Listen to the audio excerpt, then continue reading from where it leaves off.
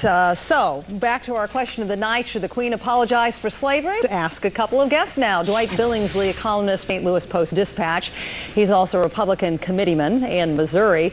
And Delegate Dwight Clinton Jones, a Democrat who's chairman of Georgia's Legislative Black Caucus. So, welcome both. Delegate Jones, are you disappointed the Queen didn't apologize? It would have been extremely nice and gracious of the Queen to have said a kind word or to have specified an apology. I guess your previous speaker was right when she said that she came as close as she possibly could to make an apology. Mr. Billingsley, you said that slavery wasn't personal, it's history, and yet there was a lot of flack back in January when Delegate Frank Hargrove said that blacks should just get over it. And although he wanted to say that's not exactly what he really meant to say.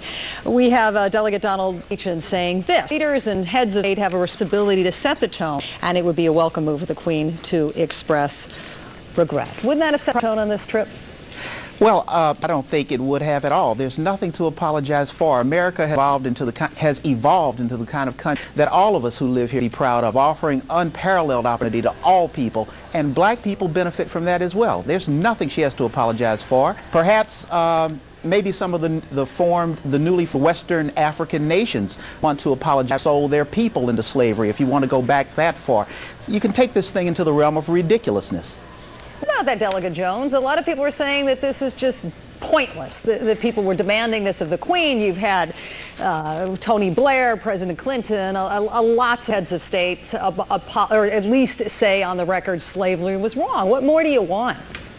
Well, that's kind of a short view. If you had been there today, it was a wonderful panoramic view of the vastness of our culture. The Indian tribesmen and the chiefs were there. 17 members of the Legislative Black Caucus that I'm the chairman of were, along with the other members of the General Assembly. And it's important for us to recognize that slavery did happen. It is a part of our history. It does not mean that we're celebrating it. It does not mean that we are overemphasizing it. But in order for us to know where we're going, we have to know where we have come from. But Mr. Billingsley, isn't that charge here tonight? That is exactly what's happened. That look, yes, this was a horrible scourge, but folks have to move on. Look, Paula. Everybody who's gotten past maybe the third slavery, it did happen. I don't think anybody would.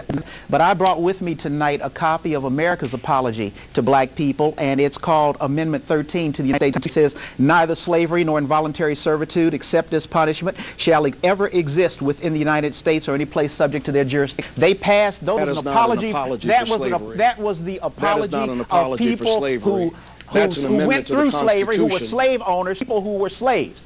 And for, maybe, your apologies from people. Why don't you ask the building and trades unions to apologize to black people for keeping them out of good paying jobs, so your grandchildren won't have to debase themselves by begging white people of their generation for an apology?